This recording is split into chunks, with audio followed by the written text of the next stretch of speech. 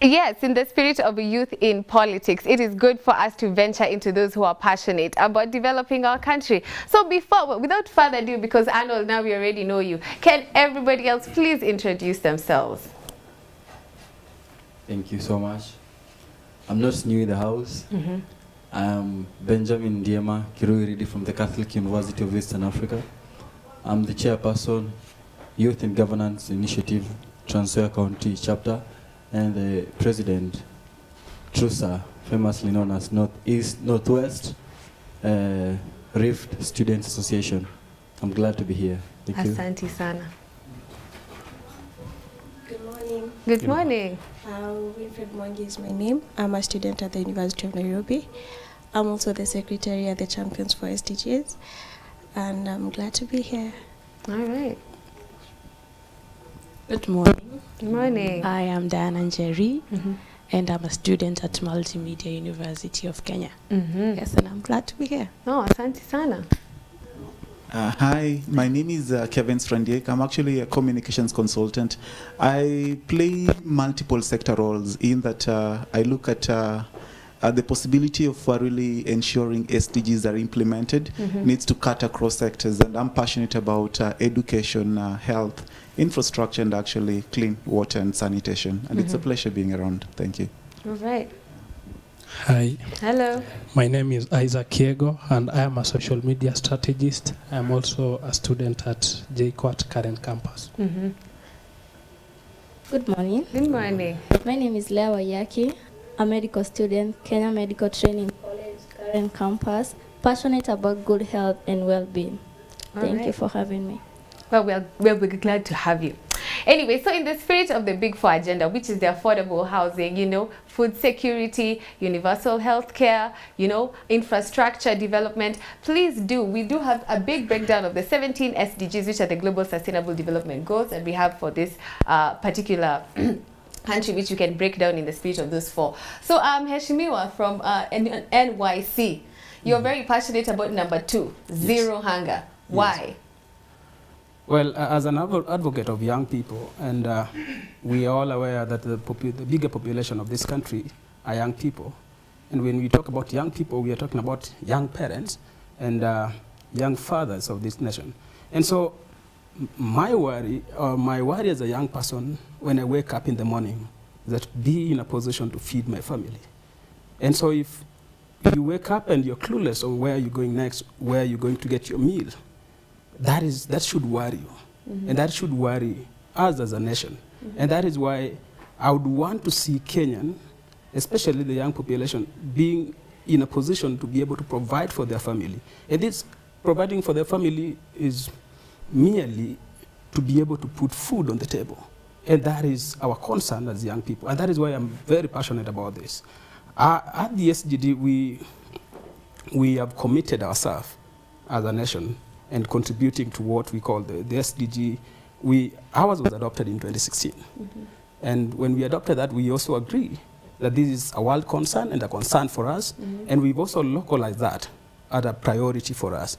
You see, we have 17 goals, but Kenya, in its own right, decided that this number 2 will also be part of our priority. And that is why I think we need to just do much more than just having it part of our priority and not doing enough to ensure that Kenyans and its citizens are able to put food on their table. Okay, so how are we going to put food on the table? Can we talk about that then? So I think it is very important that institutions in our country start practicing good governance and also accountability, because those two are the fundamental principles of strong institutions. And when institutions in our country are strong, we'll be able to achieve things like good health and well-being. Our facilities will be able to provide quality healthcare services to their populations. Young people will be able to access education, quality and affordable education. There will be gender balance in aspects of opportunities and things that young people can take part in, and there'll also be decent work and economic growth. All right. Kevin? This SDGs, actually, they're one of the most important goals we're having in our country, having been broken down into four, famously as the Big Four agenda. I wish to say this, as a country, you said you're tackling zero hunger. As a country, it's like Kenya is drowning. Like the case of recently, you're aware that the MPs, they are now digging down deep into our pockets, we the taxpayers. They want our money to pay their rents. And this is a group of people who are guzzling rivers of vodka every weekend, courtesy of our accounts, yet the local mwananchi in town is suffering. Yet you expect that the whole country should be in a position to provide for themselves. We need to do something as advocates of the SDGs. We need to do something good to save our country. It's okay. Thank you for the question. So if we're discussing zero hunger, I think our focus as a country should divert to food security. How food secure is Kenya? I think we are at a very alarming rate, considering the recent cases of people dying out of hunger. I think the setup, the system that is set up in feeding our nation is failing, because we are focused really on exports of non-food items, while our focus should actually be food. Like, we need to first feed our nation before feeding the next nation. Kenya, 15 years ago, we used to have maize, like it was a staple food. We had maize all over. But now it's alarming that we're actually importing maize from Uganda. So I think we need to implement systems that will support the farmer to actually provide to the community itself, so that at least every other Kenyan is food secure every other day. Fantastic. Thank you. Kevin, you really had something to say. Probably on the zero hunger perspective, I look at it not from the negative trends that have happened, but probably what we need to do to just champion zero hunger. And my perspective is, you see, right now there's the issue of we're not sure when the rains take place. There is so much change towards climate change. And my proposition will be, why can we not put so much focus on value chain? Because it's been raining right now, yes? And it's been raining, so there's going to be like excessive production of Skuma Wiki, for example. And my really desire from our policy advocacy bit, and I'll kind of package this with TVET, the technical vocational and education training, in that can we just really push the essence of how can we enhance value chains in our croppings, in that when we're producing excess, how can we convert this excess to last for a period of 6 months, in that cows take vegetables. So could there be a possibility of processing that excess vegetables into powder, so that probably when we don't have rains, we'll kind of have powder which cows or rather our livestock are going to take. So my perspective on zero hunger as we are right now is from a point of how can we escalate our infrastructure to champion the bit of value chain within our production bit. And probably that's what I wanted to emphasize when it comes to the zero hunger perspective. Probably, maybe if someone can start. Okay, thank you. To add on what my fellow colleague has said, okay, I think as a nation, to tackle the issue of zero hunger, we need to do something we call diversification. So, as he has said, let's take for example, there are two things we have here. There is a cow which can consume a vegetable, right? So we need to diversify in a certain way that we ensure people not only concentrate on a specific food in certain regions. Yeah, thank you. I think I'll add on what he has said also. Mine goes to climate action. What are we doing about our climate changes? Right now we have SDG number 13. Can you say which one it is? Right now we are having the rains, and I feel like we are not prepared for the floods. We'll have so much water going to waste. Yet, some few months to come, we'll be borrowing food aid from countries abroad. We need to curb the climate change. We need to curb the SDG number 13, so that we can be sure that SDG number 2 will be a success. Fantastic. Jennifer, do you have anything to say towards this? Because I know you're waiting for SDG number. Where is it? 16. Number 16. Yeah. All right. Okay, so first, yes, a brief background on SDGs. So SDGs, as Arnold had stated, picked up from the MDGs, which were the Millennium Development Goals. Yes. And we failed to achieve a majority of them, and that's one thing as a global community we failed to actually state and acknowledge that we failed to achieve our MDGs before we even moved to the SDGs. Then we ended up adopting a whole set of 17 goals, and they're also broken down to further targets. So if you read in depth, you'll see that there are further targets. Each goal has from 6 all the way to 19. 19 is goal number 17, which is partnerships. Yes, partnerships, which has 19 targets. Each target also have indicators to indicate how each country is performing in terms of achievement. So this development blueprint really harmonizes development strategies for countries all over the world. Now, as you have stated, I'm kind of a peace strong institutions kind of person because of my background. Now, this peace, justice, and strong institutions is a ring, sort of a golden ring that also harmonizes all the other 16 goals that are involved. Because without strong institutions, you cannot deal with climate change. Without strong institutions, you cannot deal with goal number 10, which are inequalities that are, are seen within various classes in developing countries. So that aspect of peace, justice, and strong institutions needs to be harnessed. Now, bringing that back home, there's need to implement the Constitution. Now, our 2010 Constitution brought forth hope for Kenyans that this country can be transformed, that there can be hope for good governance for once.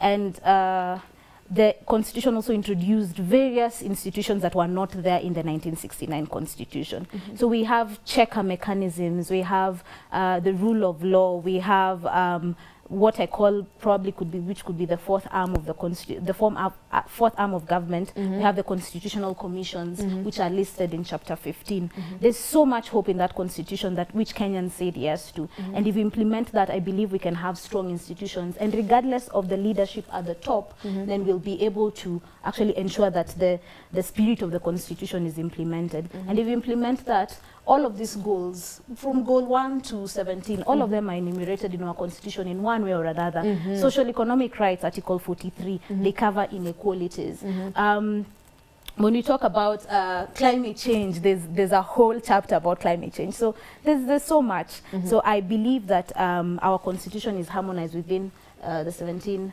goals, and also, of course, we have different also development blueprints from the Vision 2030 to what you've just mentioned, the Big Four agenda. And the government also went ahead to actually institutionalize a committee to check the implementation of the goals in 2016. So there's so much being done, but the realization of these goals can only be seen when you implement the Constitution. So for you, number 16 is the key to number 1 to 17. It is key. It is key. Allow me to add something. Okay. I also think that in addition to what my colleague has just said, partnerships are very important if we are to achieve these goals. Because if one person is working on good health and well-being, another person is working on climate action, and you're also working on strong institutions, we need to work together as a team so that our outcomes are able to contribute to a common pool of sustainable development. Myself, I have been working on good health, quality education, gender equality, and partnerships for a long time, and specifically for adolescents and young people. And you realize that in our policy environment, we have policies that exist. However, the problem is implementation, whether they are actually implemented on the ground. For example, for policies that concern adolescents and young people, we have the Adolescent Sexual Reproductive Health Policy of 2015 and the National Guidelines for Provision of Youth-Friendly Services in Health Facilities, and also the Constitution of Kenya 2010. So there are policies, but however the implementation on the ground is really wanting, and we would like to urge policymakers and people in government so that we can unite and work together. Because when we work together... Wait, can we wait for the chairman to respond to that first? Okay. When it comes to the implementation, where are we going wrong? I think we must also appreciate that we cannot achieve all this in a day. It is a process. Achieving all that we want may take time. But the most important thing is that are we on the right track to be able to implement this or to have policy? And the National Youth Council has been working on a youth policy. You know, this country has not been able to have a youth policy for quite some time. And that is why we've been reviewing the National Youth Council policy. That have also been getting views from the young people all over the country from last year. And that will be in place very soon. It's only waiting some assent. So that is a step towards having a policy. But we also realize that there are policies that are beyond National Youth Council. What the National Youth Council can do is also to support or air the voice of young people on particular policy that affect young people. And that is the role of the National Youth Council. That's to inform or be able to do a research and say that this policy would affect young people in this particular way. And so this is our opinion how this policy need to be handled. Just to appreciate what he just said, I participated in the review of the National Youth Policy, giving input towards what we would like to be included in the new one.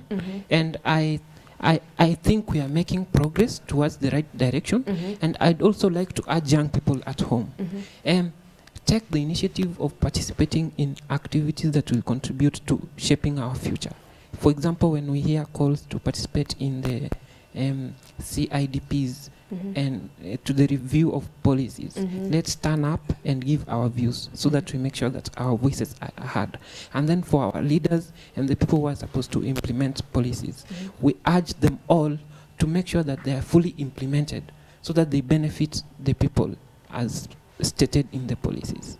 Okay, before we people want to comment over this. Please, can we make it real quick so that we can talk about something really important, which is SDG number 3. All right. Okay, thank you. I'd like to address the point that the institutions need to implement it.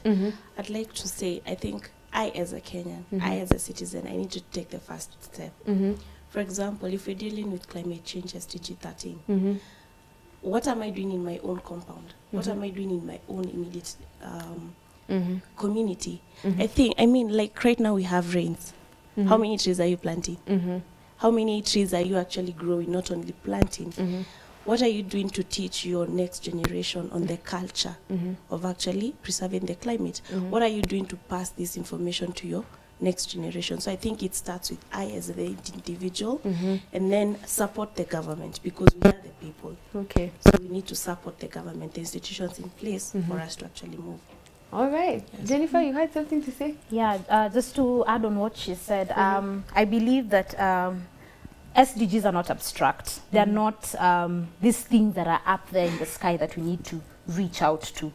SDGs are contributed to by the activities we do each and every day. Yes. And there's been a movement across the globe that identifies or seeks to sensitize young people that even if you're doing your small business, you're contributing to SDG number 10. Even when you're doing your small social entrepreneurship project, you're contributing to SDG number 16. So they're not abstract. They're not this beautiful, fancy UN goals. There are things that we actually contribute to every day. We're already doing it. We just need to be aware.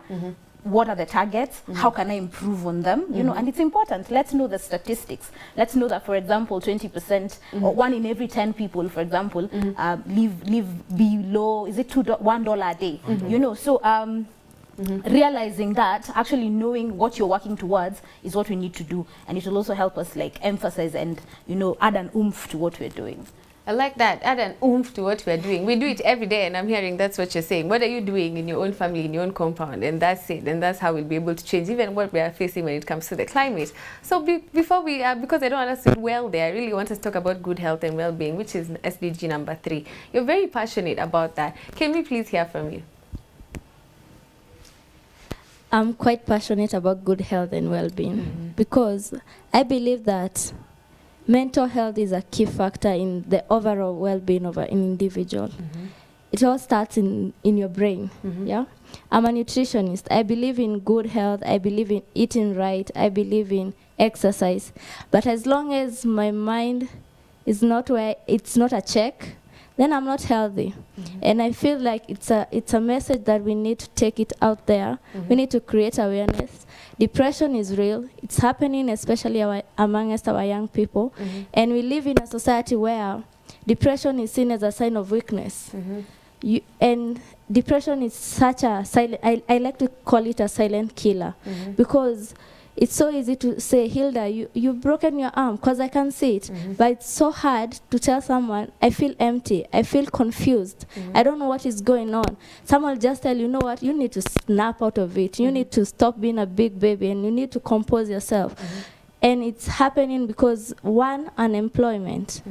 Youths are frustrated. We are out here, we've graduated with good grades, but then you're working with your CVs every day.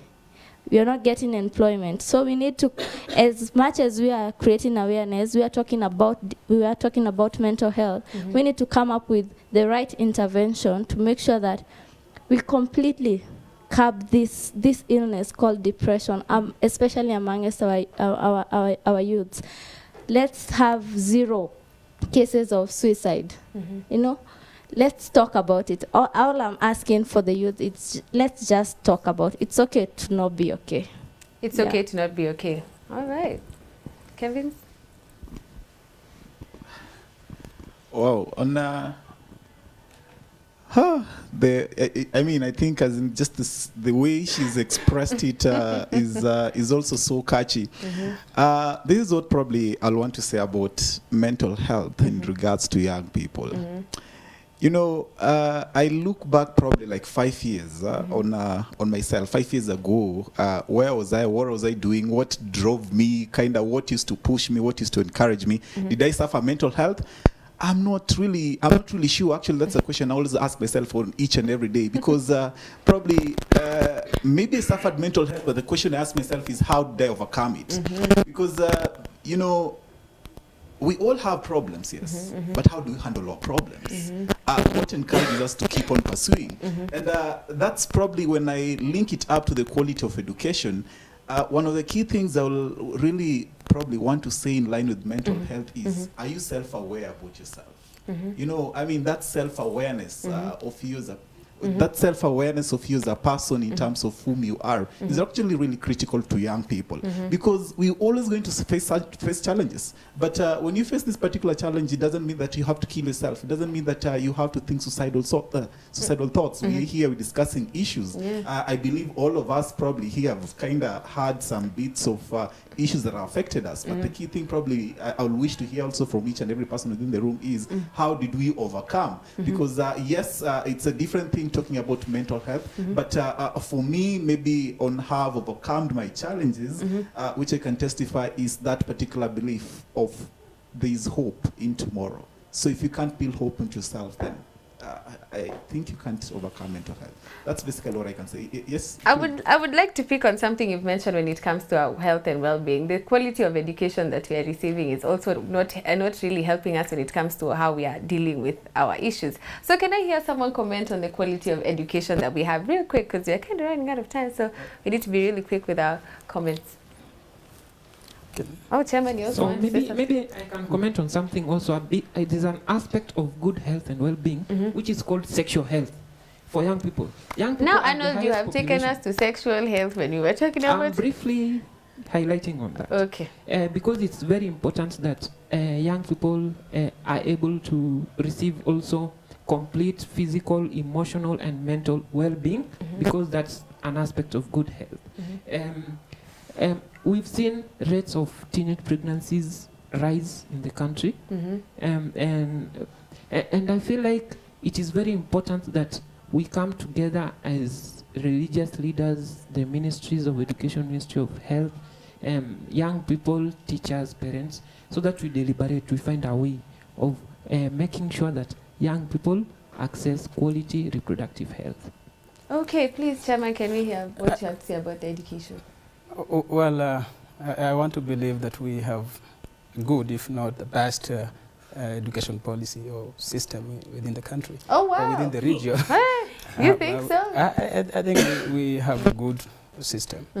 It's only that we valued too much education than looking at how much do we invest in ourselves. You see, education is not just going to school, but we're also looking at how much the system that you have contribute to the well-being. If you're going to do engineering, how much are you told about the other life issues than just having the engineering course, or you doing the units that touch on engineering? And so I think we just need to include some of the real life, because you also look at today in young people are sharing a lot on social media that is not supposed to be shared out.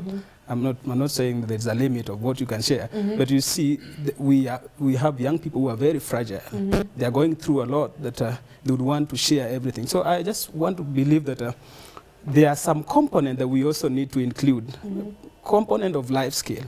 Life skill is not supposed to just be to be taught in primary level, and then we feel that youth at the university level are not supposed to be taught life skills. They're also supposed to be beneficiaries of life skill.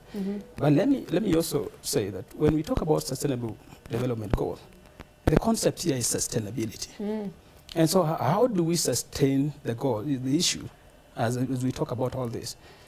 That is the reason why I say, let us look at the symptom. Why are young people committing suicide? Why are young people going through mental health or mental issues? Probably they are not able to get something to do after attending university for a whole 5 years, 6 years. They're just at home. Probably they are not able to feed their families after having some babies. When you have a baby, the responsibilities that you feel you must provide. And so when you are compelled with such issues, some of us will go through what we call the problem of mental health. And let us then look at why are young people going through such problem. And then when we are able to treat that, we are good to go. All right, all right. Now we can hear some response. There's a lady at the back who really wanted to say something. Please, can we give her an opportunity? I wanted to say that everything here comes back to accountability. And accountability is not just about funds, being accountable about funds. When you talk about SDG and mental health and zero hunger, are you accountable for yourself as a person? Do you know that? Are you accountable for yourself as a mentally as a person?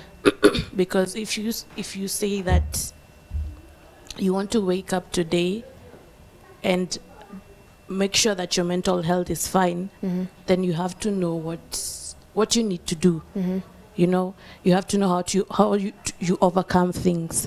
So I think all of these things, the 17 of them, go back to accountability. Yeah, on an individual basis. Yeah, on an individual basis. All right, Jennifer, I don't want you to leave without talking about something, which is the when it comes to institutions. Here in Kenya, we've had the issue of the Huduma number, and I know people are very excited about that. And recently, the other day, we had a rumor that it was hacked and what. And then we have, okay, fine, we're developing new technology and what have you. But how safe is our data, you know? Yes. Okay, the issue of Huduma number, I'll first start by a disclaimer. I think the CS Matiang'i gave a report and stated that the leak that we had, that there was a UON student, one of our comrades, that had leaked, that had hacked the system, is untrue. I will stand by that because I'm not privy to the hacking and whatnot. However, as it stands, we don't have a data protection law. To be honest, from a legal perspective, we don't have a data protection law. What we have is a constitution, and we have a data protection policy. The constitution provides for the right to privacy. It provides for the right to privacy, and then there's a data protection policy that now speaks to the bill that has been presented. So there's a draft bill that talks about data protection. That if a private institution or a government institution has access to your data, there are rights that you have. You know, for that data not to be leaked or transferred to third parties. So until that particular bill is passed and it's assented to and becomes an act, then some of the things that are in that bill, we can't enjoy them yet. However, the case of Huduma number, I made to understand that it is not blockchain based, but it is actually a safe system that the government has developed to harmonize and to actually bring together all these multifaceted and fragmented government services we usually have. So it's a one-stop shop. In fact, they are calling it the one source truth of citizenship. That if you have that number, you're able to access NHIF, you're able to access all other government services. Now, I might have my reservations on that because I believe maybe there are other things we would have done to actually solve some of the biggest issues we have, maybe corruption, you know, or revenue allocation, electoral reform, you know, the things that we could have done to do that. But I think one step at a time. So I'm told that so far we have 12.5 million Kenyans who have already registered. It's a good front. It means Kenyans are usually very supportive. When we banned plastic bags, you know, we didn't even have complaints. I mean, it took a short time for Kenyans to transition. Kenyans are good-willed. I don't know whether our leaders see that they introduce... Do we have goodwill? Kenyans are good-willed. We introduced a plastic ban and people complied. You know, they've introduced NIMS and Huduma number, and people are registering. We have 12.5 million people who've registered. You know, I mean, if that goodwill can be rewarded with actual good governance, I think I would be happy. You know, if we can be rewarded. I mean, people are registering. People are believing that this can be a good platform for actually accessing government services. You know, then why? Then I mean, these are the things that pain me. You know, and I wish our leaders would see this. Would see that every time they come up with something good, Kenyans respond very fast. Yeah. All right. So I'd like to hear. Okay. Can I just say something? All right. Well, personally, I'm not very enthusiastic about the Huduma number. Okay. My reasons are that I don't think it was much of priority. We are just going to a census in the month of August, that we will still spend a lot of money. You know, Huduma number alone, the government budgeted for about 6 billion to just do this. And so we're spending this, and then we are going to spend probably another 6 billion to just do a census, which to me are one and the same thing to be able to do. And so sometimes our priorities are not right.